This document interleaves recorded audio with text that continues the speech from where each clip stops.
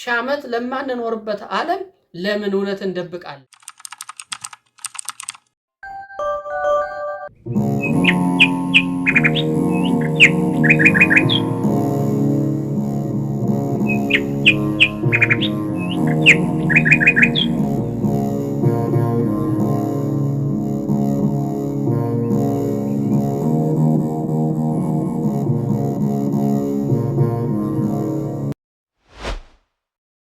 በስመ አብ ወወልድ ወመንፈስ ቅዱስ አሐዱ አምላክ አሜን።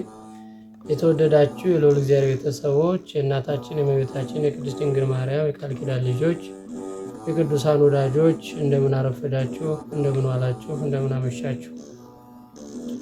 አምላካችን ልዑል እግዚአብሔር ስሙ ዛሬም ዘወትርም ለዘላለሙ የተመሰገነ ይሁን።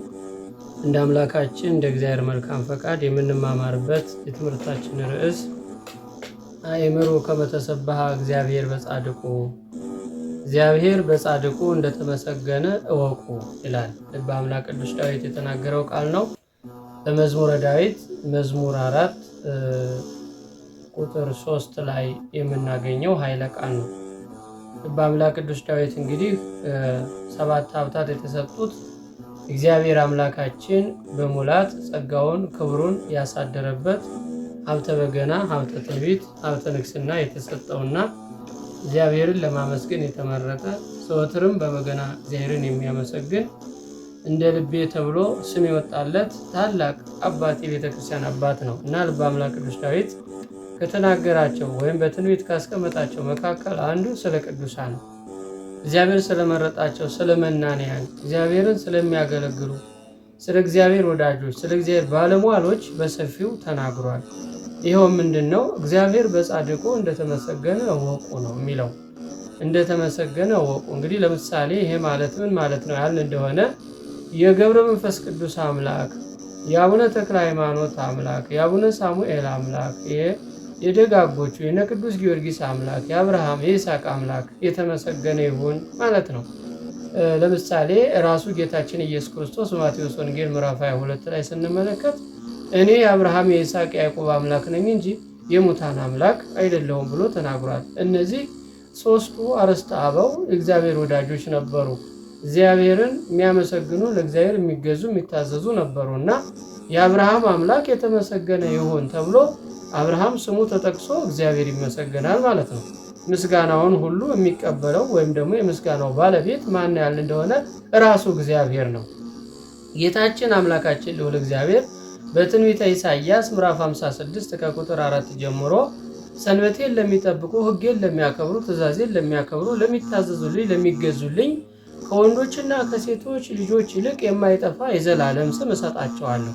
በቤቴና በቅጥሬ ነው የሚለው። በቤቴና በቅጥሬ የማይጠፋ የዘላለም ስም እሰጣቸዋለሁ። ተክለ ሃይማኖት፣ ገብረ መንፈስ ቅዱስ የሚለው ስማቸው የማይጠፋ ነው፣ ሕያው ነው ማለት ነው። ስለዚህ እግዚአብሔር በቅዱሳን ይመሰገናል። በዮሐንስ ወንጌል ምዕራፍ 15 ከቁጥር 1 ጀምሮ እኔ የወይን ግንድ ነኝ፣ እናንተ ግን ቅርንጫፎች ናችሁ ይላል። ከወይኑ ግንድ የበቀሉ ከወይኑ ግንድ በቅለው ፍሬን ያፈሩ ለመልካም ነገር የበቁ የእግዚአብሔር ባለሟሎች የሚባሉት ቅዱሳን ናቸው። ቅዱሳን ደግሞ ዘመናቸውን በሙሉ እግዚአብሔርን ሲያገለግሉና ለእግዚአብሔር ሲገዙ፣ ለእግዚአብሔር ሲታዘዙ፣ የእግዚአብሔርን ክብር በዓለም ሲገልጡ የኖሩ ናቸው። ለዚያ ነው እንግዲህ በማቴዎስ ወንጌል ምዕራፍ 10 ቁጥር 40 ጀምሮ ስንመለከት በአንዱ በደቀ መዝሙር ስም ቀዝቃዛ ውሃ የሰጠ እውነት እላችኋለሁ ዋጋው አይጠፋበትም። ነቢይን በነቢይ ስም የሚቀበል የነቢዩን ዋጋ ይወስዳል፣ ጻድቁንም በጻድቁ ስም የሚቀበል የጻድቁን ዋጋ ይወስዳል። በአንዱ በደቀ መዝሙር ስም ቀዝቃዛ ውሃ የሰጠ እውነት እላችኋለሁ ዋጋው አይጠፋበትም ብሎ ቅዱሳንን ጌታችን አምላካችን ኢየሱስ ክርስቶስ ስማቸውን ጠቅሶ ነው የተናገረው። ቅዱስ ጴጥሮስ ስለ ጌታችን ስለ ኢየሱስ ክርስቶስ አምላክነትና ጌትነት ሲናገር ኢየሱስ ክርስቶስ ምን አለው? በዚህ በማቴዎስ 16:16 ላይ እንደተቀመጠው ጴጥሮስ አንተ ብፁዕ ነህ። ብፁዕ የሚለው ስም ለቅዱሳን የሰጠው ብፁዓን ናችሁ ያለው በማቴዎስ 5ም ስለ ጽድቅ የሚሰደዱ ብፁዓን ናቸው፣ ስለ ጽድቅ የሚራቡ የሚጠሙ ብፁዓን ናቸው እያለ ብፁዓን እያለ ጠቅሷቸዋል። እነዚህ ብፁዓን የሚባሉት የእግዚአብሔርን ክብር የገለጡና ሃይማኖታቸውን የጠበቁ ከኃጢአት ርቀው ንጽህናና ቅድስናን ጠብቀው የሚኖሩ ናቸው። ስለዚህ ቅዱሳን ዘመናቸውን በሙሉ ስለ ክርስቶስ ወንጌል ሲሰብኩ ሲያስተምሩ ሕይወታቸው ራሱ አስተማሪ ሆኖ ያለፉ ናቸው። ቅዱስ ጳውሎስ ለዕብራውያን ክርስቲያኖች በጻፈው መልእክቱ ምዕራፍ 13 ቁጥር 7 ላይ የቀደሙትን ዋኖቻችሁን አስቡ፣ የኑሯቸውንም ፍሬ እየተመለከታችሁ በእምነታቸው ምሰሏቸው ነው የሚለው። በእምነታቸው ምሰሏቸው። ለምን? ይጾማሉ፣ ይጸልያሉ፣ ይሰግዳሉ። እግዚአብሔርን ዘመናቸውን በሙሉ ሲያገለግሉ ነው የኖሩት። ለስጋቸው ፈጽሞ አልተገዙም፣ ለስጋቸው አልታዘዙም። ስጋቸውን ጎርተው ነፍሳቸውን ለእግዚአብሔር የሰጡ ናቸው። ስለዚህ ቅዱሳን የእግዚአብሔር ባለሟሎች፣ የእግዚአብሔር ምስክሮች፣ የእግዚአብሔር እንደራሴዎች ይባላሉ። በሐዋርያት ሥራ ምዕራፍ 1 ቁጥር 8 ላይ እናንተ ለዚህ ምስክሮች ናችሁ ይላል። ቅዱሳን የምንላቸው፣ ጻድቃን የምንላቸው፣ ሰማዕታት የምንላቸው፣ ነቢያት የምንላቸው ለእግዚአብሔር ሲመሰክሩ የኖሩና ሰውን ከአምልኮተ ባዕድ ወደ አምልኮተ እግዚአብሔር፣ ከአምልኮተ ጣዖት ወደ አምልኮተ እግዚአብሔር ሲመልሱ የኖሩ፣ ከእግዚአብሔር ጋር ሰው እንዲኖር፣ ሰው የእግዚአብሔርን ሥራ እንዲሰራ፣ 10ቱ ትእዛዛትን እንዲጠብቅ፣ ሕጉን ትእዛዙን እንዲያከብር፣ ወንጌል የተጻፈለትን ሕግ የተሰራለትን ሕዝብ ሲጠብቁ የኖሩ ናቸው። ወንጌል በማስተማር ራሳቸውን ሰጥተው በዚህ ዓለም ያለውን የዓይን አምሮቱን የሥጋ ፍላጎቱን ሁሉ ትተው ዘመናቸውን በሙሉ ለእግዚአብሔር ሲገዙ የአቡነ ገብረ መንፈስ ቅዱስ አምላክ የተመሰገነ ይሁን ተብሎ እግዚአብሔር ይመሰገናል። ለምን? ከእናቶቻቸው ማኅፀን መርጦ ለሰው ልጆች መድኃኒት አድርጓቸዋልና። በሉቃስ ወንጌል ምዕራፍ 1 ቁጥር 8 ላይ በመወለዱ ብዙዎቹ ደስ ይላቸዋል። ገና በእናቱ ማኅፀን እያለ መንፈስ ቅዱስ ይመላበታል። እንደነ ቅዱስ ዮሐንስ መጥምቅ፣ እንደነ ቅዱስ ጴጥሮስ፣ እንደነ ነቢዩ ኤርምያስ ትንቢተ ኤርምያስ ምዕራፍ 1 ቁጥር 1 ጀምሮ ስንመለከት በእናትህ ማኅፀን ገና ሳለ መርጬሃለሁ፣ ቀድሼሃለሁ ይላል። እነዚህ የእግዚአብሔር ባለሟሎች፣ የእግዚአብሔር ምርጦች እግዚአብሔርን የገለጡና እግዚአብሔርን የሰበኩ እግዚአብሔርን ያሳወቁ ናቸው። ሰዎች እግዚአብሔርን አምልከው እግዚአብሔርን አምነው እንዲኖሩ ያደረጉ ናቸው። ዘመናቸውን በሙሉ ማለት ነው ወገኖቼ። እኛ የተወሰነ ጊዜ ዓለም ውስጥ አለን፣ የተወሰነ ጊዜ ደግሞ በእግዚአብሔር ውስጥ እንኖራለን። እነሱ ግን ዘመናቸውን ቀንና ሌሊት 24 ሰዓት ያለች ዕድሜያቸውን በሙሉ እግዚአብሔርን ሲያገለግሉ የኖሩ ናቸው። ስለዚህ እግዚአብሔርን ነው የገለጡት፣ ራሳቸውን አልገለጡም። ለእግዚአብሔር ነው ሲታዘዙ የኖሩት። ራሳቸውን በዚህ ዓለም ላይ ባለው ነገር ላይ አሰልጥነው አልኖሩም። ስለዚህ አእምሩ ከመ ተሰብሐ እግዚአብሔር በጻድቁ፣ እግዚአብሔር በጻድቁ እንደተገለጠ ወቁ። አንደኛ ሕይወታቸውን መገለጫ አድርጎታል። ሕይወታቸውን ለውጦ እሱ ማደሪያ አድርጓቸዋል። ስለዚህ ሕይወታቸው ራሱ የሚሰብክ ነው። ሁለተኛ ፈለጋቸው መንገዳቸው ሁሉ ስብከት ነው። ክርስቶስን የሚመስል ስብከት ነው። እኔ ክርስቶስን እንደምመስል እናንተም እኔን ምሰሉ አይደል ያለው ቅዱስ ጳውሎስ። ስለዚህ የቀደሙትን አባቶቻችንን እና አቡነ ተክለ ሃይማኖትን እና አቡነ ገብረ መንፈስ ቅዱስን እና አቡነ አሮርን ሌሎቹንም ቅዱሳን እና ቅዱስ ላሊበላ ሌሎቹንም የእግዚአብሔር ባለሟሎችን እነሱን ልንመለከት ያስፈልጋል። እነሱ ሕይወታቸውን በሙሉ ከእግዚአብሔር ጋር አድርገው የእግዚአብሔርን መንግስት እንደወረሱ ሁሉ እኛም የእግዚአብሔርን መንግስት ለመውረስ ዛሬ ራሳችንን ማዘጋጀትና በቅድስና ሕይወት መመላለስ ያስፈልጋል። የተወደዳቸው የእግዚአብሔር ቤተሰቦች ጌታችንና አምላካችን መድኃኒታችን ኢየሱስ ክርስቶስ ይህንን ዓለም የሚንቁትን ይህንን ዓለም የሚተዉትን ሁሉ የዘላለምን ሕይወት እንደሚያጎናጽፋቸው ቃል ገብቷል። ቅዱስ ጴጥሮስ በዚህ በማቴዎስ ወንጌል ምዕራፍ 19 ቁጥር 27 ላይ ጌታ ሆይ እኛ ሁሉን ትተን ተከትለንሃል፣ ምን ታደርግልናለህ ብሎ በጠየቀው ጊዜ እውነት ነው ጴጥሮስ፣ እናንተም ሁሉን ትታችሁ ተከትላችሁኛል። በእኔ ዘንድ ይህንን ዓለም ለማሳለፍ ስመጣ በ12ቱ የእስራኤል ዙፋን ላይ ተቀምጣችሁ ትፈርዳላችሁ። በእኔ ዘንድ 100 እጥፍ ዋጋን ታገኛላችሁ። ስማችሁ በሰማይ የተጻፈ ይሆናል። ዘላለማዊ ሕይወትን ትጎናጸፋላችሁ ብሎ የሚያልፈውን ሳይሆን የማያልፈውን፣ የሚጠፋውን ሳይሆን የማይጠፋውን እንደሚያወርሰው ቃል ገብቷል ወገኖቼ።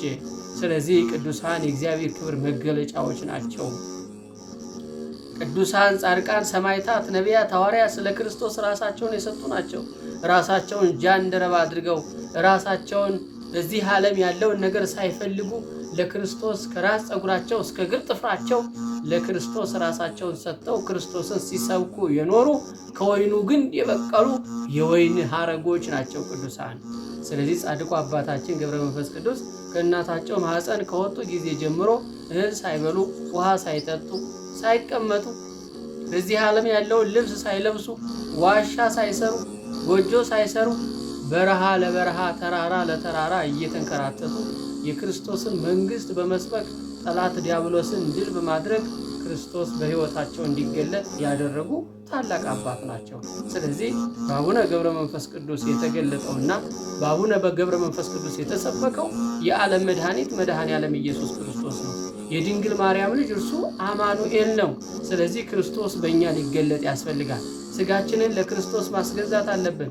ከራስ ፀጉራችን እስከ እግር ጥፍራችን ያሉ የስሜት ሕዋሳቶቻችን በሙሉ አንደበታችን እግዚአብሔርን በማመስገን ለእግዚአብሔር ምስጋና በማቅረብ ዓይናችን በጎ ነገሮችን በማየት ጆሮችን በጎ ነገርን በመስማት እጆቻችን የተራቡትን በማብላት እግሮቻችን ወደ ተቀደሰ ቦታ በመሄድ አካላችን በሙሉ ለክርስቶስ የተገዛና ለክርስቶስ የተመረጠ ሊሆን ያስፈልጋል። የአቡነ ገብረ መንፈስ ቅዱስ ጠላት የሆነው ዲያብሎስ መጥቶ ዓይናቸውን አፍስሶ ዓይናቸውን ውሃ ሲጠጣ ቅዱስ ሚካኤል መጣና ለምን ዝም አልከው? ዓይንህን እስከሚያፈስ ድረስ ለምን ዝም ትላለህ ብሎ ሲጠይቃቸው አይ ነፍሴን አያገኛትም ብዬ ነው አሉ። እያችሁ አሁን እኛ ነፍሳችን እንዳትኮነን፣ ነፍሳችን ገሃነመ እሳት እንዳትገባ፣ ስጋችን ወደ ገሃነም እንዳትወርድ ምን እየሰራን ያለ ነው? የምንጾም መጾም አለብን። የምንጸልይ መጸለይ አለብን። የምንሰግድ መስገድ አለብን። ወገኖቼ የምንመጸውት መመጾት አለብን። የምናስታርቅ ማስታረቅ አለብን። የምናስተምርም ማስተማር አለብን። በአጠቃላይ ክርስቲያኖች ሕይወታቸው በሙሉ ለምንድን ነው ያላችሁኝ? እንደው በስራ የተሞላ መሆን አለበት። ክርስቲያን ሰነፍ መሆን የለበትም። ታታሪ ነው መሆን ያለበት። ይጾማል፣ ይጸልያል፣ ይሰግዳል፣ በስጋው የሚተዳደርበትን ይሰራል። ከዛ የተረፈውን ለድሆች ይመጸውታል። የተራቡትን ያበላል፣ የተጠሙትን ያጠጣል፣ የታረዙትን ያልበሳል። ስለዚህ በእኛ ሕይወት ማን ይገለጣል ማለት ነው? ክርስቶስ ይገለጣል ማለት ነው። የክርስቶስን ወንጌል በተግባር የምንኖር ከሆነ እኛ ክርስቶሳውያን እንባላለን። እኛ እውነትም ክርስቲያኖች እንባላለን። ለምን ያላችሁኝ እንደሆነ አምላካችን ኢየሱስ ክርስቶስ ያዘዘንን በተግባር እየኖርን ነዋ። ስለዚህ የመንግስቱ ወራሾች የስሙ ቀዳሾች እኛ ነን ማለት ነው። ዘላለማዊ መንግስቱን የምንጎናጸፈው እኛ ነን ማለት ለምን? ክርስትናን በተግባር ከኖርን ራሳችንን ለሰማዕትነት አዘጋጅተን በጥባት ሞትን ሳንፈራ ኃጢአትን እንትፍ በማለት ሞትን ሳንፈራ ፊት ለፊት ተጋፍጠን ሃይማኖታችንን ጠብቀን ሃይማኖታችንን በአደባባይ በመመስከር ለሃይማኖታችን የሚያስፈልገውን ዋጋ በመክፈል ወገኖቼ በጎ ነገር ማድረግ ይኖርብናል። ያኔ ነው እንግዲህ ክርስቶስ በእኛ ተገለጠ የምንለው። ቅዱስ ጊዮርጊስ 27 ዓመቱ ነው። በ27 ዓመቱ ግን 70 ነገስታትን ድል አድርጎ ቤተ ክርስቲያንን በመከራ ውስጥ ያሻገረ ታላቅ ቅዱስ ነው። እኔ ብቸኛ ነኝ፣ ማን አለ የሚረዳኝ? ከጎን የሚቆምልኝ የለም። ስለዚህ ብታሰር የሚያስፈታኝ፣ ብጠማ የሚያጠጣኝ፣ ብታረዝ የሚያለብሰኝ የለም። ስለዚህ ማን ድጋፍ ይሆነኛል ብሎ አላለም። ብቻውን 70 ነገስታት ድል ለማድረግ ተነሳ፣ ወሰነ፣ ቆረጠ። ለመታሰር፣ ለመገደል፣ ለመሞት፣ ለመንከራተት ወሰነ። ቤተ ክርስቲያንን እንድታበብ፣ ቤተ ክርስቲያንን እንድታሸበርቅ፣ ቤተ ክርስቲያንን ከፍ እንድትል አደረጋት እንጂ ብቸኛ ነኝ ብሎ ዝም አላለም። ስለዚህ ቤተክርስቲያን ስትቃጠል፣ ቤተክርስቲያን ስትሰደድ፣ ክርስቲያኖች መከራ ሲደርስባቸው ዝም ማለት የለብንም። አቅማችን የፈቀደውን በጎውን ነገር ሁሉ ማድረግ አለብን። ይሄ ዝምታ ወገኖቼ ነገ እኛንም ዋጋ ያስከፍለናል። ዝም ያለ ሰው ወገኖቼ ፈቃደኛ ነው ማለት ነው። ቤተክርስቲያን ስትቃጠል ፈቃደኛ ነው። ክርስቲያኖች ሲሞቱ ሲሰደዱ ፈቃደኛ እንደመሆን ማለት ነው። ስለዚህ ዝም ማለት የለብንም። በምናገኘው አጋጣሚ ሁሉ ቤተ ክርስቲያናችን ስትገፋና ስትጎዳ እያየን ዝም ልንል አይገባም። ያኔ ነው የኛ ክርስትና እውነት መሆኑን የምናረጋግጠው። ያኔ ነው የኛ ክርስትና በጽኑ መሰረት ላይ በልባችን ላይ እንደሰፈነ የምናየው እውነቱን ስንናገር ነው። ቅዱሳን የምንላቸው እኮ ለእውነት ስለቆሙ እውነትን ስለመሰከሩና እውነትን ይዘው ስለቀጠሉ እኮ ነው። ሌላ እኮ አይደለም። እንደኛ ሰዎች ናቸው። ተመሳስለው መኖር ይችሉ ነበር። ግን ለስንት ጊዜ ሺህ ዓመት ለማንኖርበት ዓለም ለምን እውነት እንደብቃለን? ስለዚህ በያለንበት ክርስቲያኖች ቤተክርስቲያናችንን እንጠብቅ፣ ራሳችንን እንጠብቅ፣ ሃይማኖታችንን አጽድተን እንያዝ። ዘወትር እንጹም፣ እንጸልይ፣ እንስገድ። ለእግዚአብሔር ራሳችን ልናስገዛ ያስፈልጋል። እና አቡነ ገብረ መንፈስ ቅዱስ እና አቡነ ተክለ ሃይማኖት ያደረጉት ይሄንን ነው። የፈረሱትን ቤተክርስቲያን እየሰሩ ያዘኑትን እያጽናኑ መልካሙን ነገር እያደረጉ ቤተክርስቲያን እኛ ደረጃ እኛ ዘመን እንድደርስ አድርገዋልና ቅዱሳን እግዚአብሔርን የገለጡና እግዚአብሔርን የሰበኩ ስለሆነ ዛሬም ስማቸው ከስሙ ጋር ተጽፎ ሕያዋን ናቸው። እነሱ ሙታኖች አይደሉም፣ ሕያዋን ናቸው። ያያሉ፣ ይሰማሉ፣ ያማልዳሉ፣ ያስታርቃሉ። በስማቸው በጎ ነገር ስናደርግ ከእግዚአብሔር ፊት ቆመው ማራቸው፣ ይቅር በላቸው ብለው ያማልዳሉ። የማማለድን ስልጣን ሰጥቷቸዋል። ስለዚህ እኛም በቅድስና ሕይወት እንድንመላለስ አባቶቻችን በተጓዙበት መንገድ እንድንጓዝና ሃይማኖታችንን እንድንጠብቅ እግዚአብሔር አምላካችን በቸርነቱ በምሕረቱ ይርዳል። እንግዲህ የተወደዳችሁ የእግዚአብሔር ቤተሰቦች ዘወትር እንግዲህ በቤተ ቅዱስ ላሊበላ መንፈሳዊ ሚዲያ የሚቀርብላችሁን ተከታታይ መርሃ ግብሮችን ላይክ፣ ኮፒ ሊንክ እንድታደርጉና እንዲሁም ሰብስክራይብ እንድታደርጉ በጻድቁ በቅዱስ ላሊበላ ስም መልእክታችን እናስተላልፋለን። ሚዲያው እንዲያድግና ሚዲያው እንዲሰፋ ደግሞ እገዛ ማድረግ የምትፈልጉ በስልክ ቁጥራችን ማነጋገር ትችላላችሁ። ማገዝ የምትፈልጉ በተለይ ማገዝ በምን እናግዝ የምትሉ ስልክ ቁጥራችንን እዚያው እንትኑ ላይ ቪዲዮ ሊንኩ ላይ እናስቀምጥላችኋለን። በዚህ ሚዲያውን እንድታሳድጉልንና ሰብስክራይብ በማድረግም እንድታግዙን እንዲሁም ላይክ፣ ኮፒ ሊንክ፣ ሼር በማድረግም ለሚደርሳቸው አካላቶች እንድታደርሱ በሕያው የእግዚአብሔር ስም መልእክታችንን እናስተላልፋለን። ስለነበረን ጊዜ ሁሉ አምላካችን ልዑል እግዚአብሔር ስሙ የተመሰገነ ይሁን። ወስብሐት ለእግዚአብሔር ወለወላዲቱ ድንግል ወለመስቀሉ ክቡር አሜን።